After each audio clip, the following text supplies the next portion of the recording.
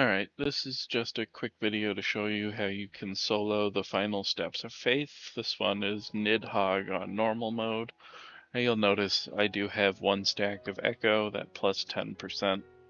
Unfortunately, I was doing a bit of testing, figure out how to kill the ads during the ad phase in here. It's quite a bit tougher than I expected it to be, and so I went over that 3-minute mark one time. So I don't think that the echo is strictly necessary. I think if you play a little bit more cautiously, you could absolutely get through this. But worst case scenario, you just start the fight and survive for 3 minutes. As long as you don't push him over 75%, you don't have to deal with the ads. So you can stack up your echo. Just by doing that, you can get 10 or 20%. It will help you do the fight. It'll make everything a lot easier, but it's not required. I do think you could do it without it. So my main strategy here is I'm using Aetheric Mimicry Healer. I'm going to keep myself topped off using Gobskin and Palm Cure. And then I'm going to just do as much DPS as I can in between that. But for this opening phase, you really want to be careful. Like, I started with a Moon Flute, and I really don't think that's necessary or even a good idea.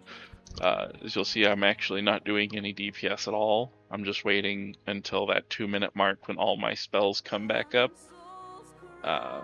So for now, I'm just feathering his health and waiting for my cooldowns. You want to go into that ad phase with full HP.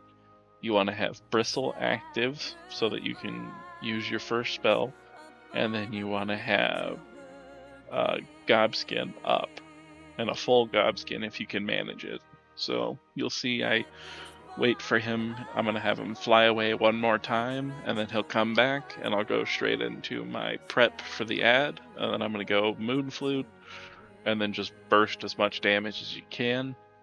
The issue with the ad phase is mostly just that there's two ads that'll both hit you with a frontal cone attack, and you'll have to deal with both of their melee attacks, which is just a lot of damage. You could probably survive it if you kept using Gobskin, kept it up at full, and then healed yourself, sort of just spam healed yourself. But the way I'm going to do this is I'm going to pop Moon Flute, burst through all of these cooldowns, and then right at the end of Moon Flute, at that last 2-second mark, I'm going to cast Angel's Snack so that I have a heal over time on myself. And you can see I managed to kill that first ad, and now I have a 15-second heal for my 15-second Waning Nocturne. And at this point, I would say pretty much all the way up until the last phase of this fight, everything's going to be relatively easy and doable. You just want to handle some of the mechanics. So like the Shadow Dragon, which is the Diresaur, will do frontal cone swipes that you can just walk out of or walk behind him. You don't want to get hit by those because they will start stacking up and really hurting you. But it's not the end of the world. Just try to avoid him if you can. So you'll see I move behind him there. You can dodge it like that, or you can just move out of that melee range. But it's all pretty easy. The second phase is him in his humanoid form. He'll do a handful of attacks here and there, but mostly it's just tank stuff. It's like high tank damage. So you're just going to keep using Gobskin, keep yourself at full. You want to keep some dots rolling on him and use your cooldowns between your heals. And then when he hits, I think it's a 55% or something like that. There might be a time trigger for normal mode. I don't really remember, but you'll see I get him down to about 52% before he goes into the final phase. That final phase is the only part where there's anything super dangerous. You can see even here, I wasn't even worried about this tank buster because tank busters in all these dungeons seem to be roughly about the same with Mighty Guard active, as it'll hit you for most of your health, so you want to be topped off, but you don't have to worry about like getting one shot most of the time. So I'll just let this play out to that final phase, and I'll go over a bit of that final one just because you have Akmorns to deal with, which is you're going to have to use Diamondback to survive those, but everything else, you're just going to use Gobskin, Palm Cure, and you'll be alright.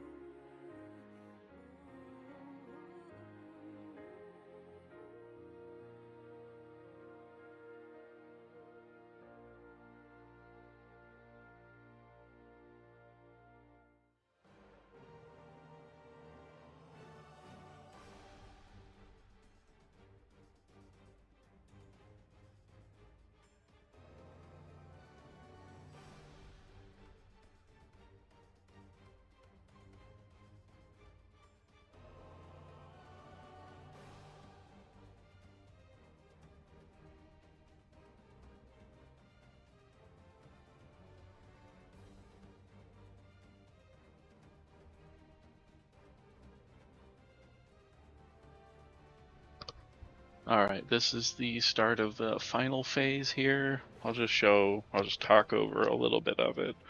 Because the first thing he's going to do is go straight into that Akmorn after that first attack. So you just want to go kind of get your dots back up on him and go right back into Diamondback.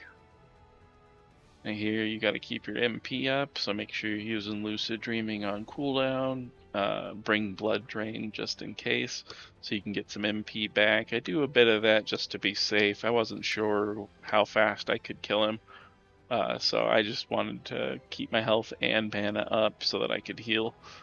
And if you don't know the mechanics of this last part, when the fire spawns in the middle, it's going to do a plus-shaped AoE.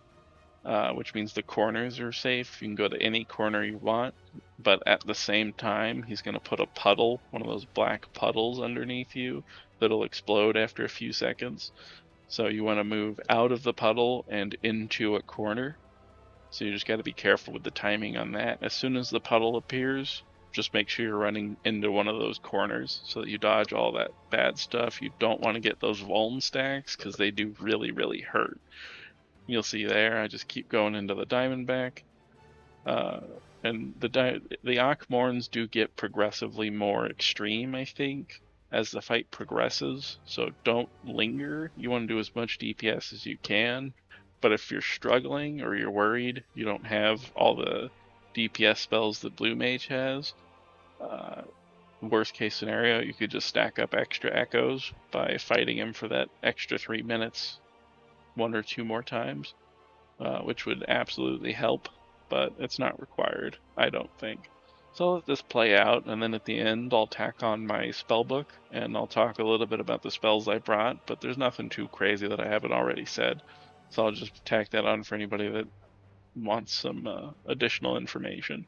But yeah, it's about a 10-minute fight total, 10 and a half, with that 10% echo that I had. So worst case scenario, you could mimic this whole thing. It would only take you about 15 minutes total. I think that's a bit faster than finding a group. So I'll leave you with that, and I'll come back at the end with my spell book and some of the spells I used. But yeah, have a nice day, guys.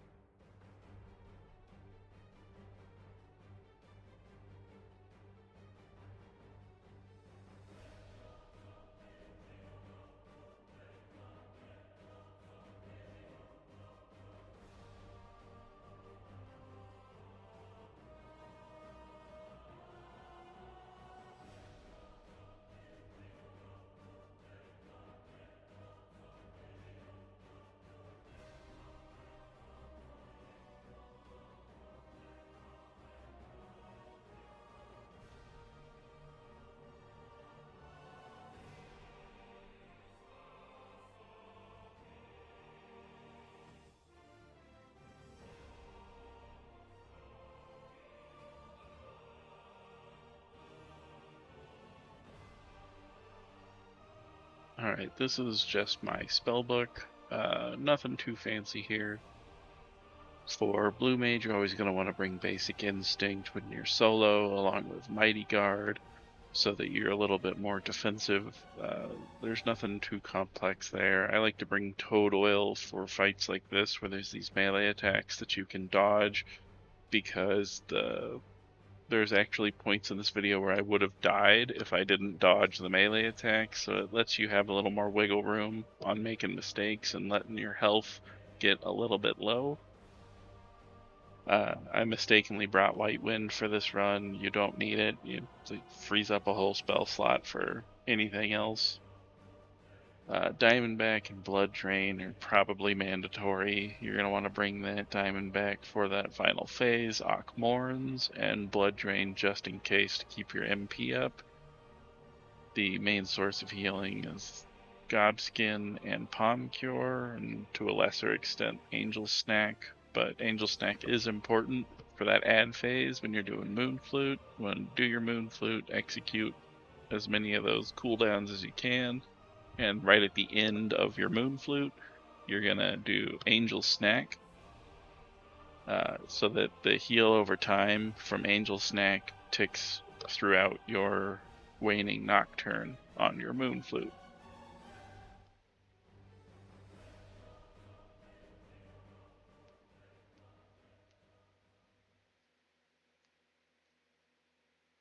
And now just the OGCD abilities, it's pretty standard. You want to bring all the ones that you have that don't conflict with anything else. So if you bring Shock Strike, you can't bring Mountain Buster, and Feather Rain, you can't bring Eruption, and so on and so forth. So nothing too complex going on there.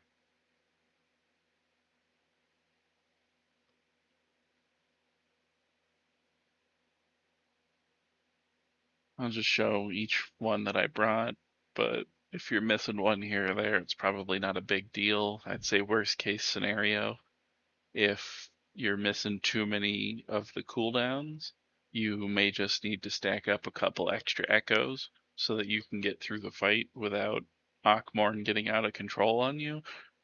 And the only other thing I'll mention uh, for doing DPS on this is, I mean, obviously your main spell for like your filler spell is going to be Goblin Punch because of that 320 potency from using Mighty Guard, and then Basic Instinct removing the damage penalty. So Goblin Punch is pretty standard for Blue Mage solos. And then the rest of your damage for these solos is going to come from using Bristle and both Mortal Flame and Breath of Magic. Now, if you're a free trial, you won't have access to those two spells, and that's a pretty big damage loss. So you may struggle or be unable to do this without that extra DPS. Um, but you should be okay with some extra echo and just using the cooldowns for level 70 and below, which most of the OGCDs are, apart from Sea Shanty and Being Mortal. And then obviously you're going to want Aetheric Mimicry as well, but I kind of already covered that. You want to run with Healer so that all your healing abilities actually have their increased potency. So I'll leave it with that. Good luck, everybody. If you have any questions, just let me know and I'll cover what I can. But overall, this isn't too crazy of a fight. Shouldn't take you any longer than 15 minutes, worst case scenario. So good luck, everybody, and have a nice Blue Mage.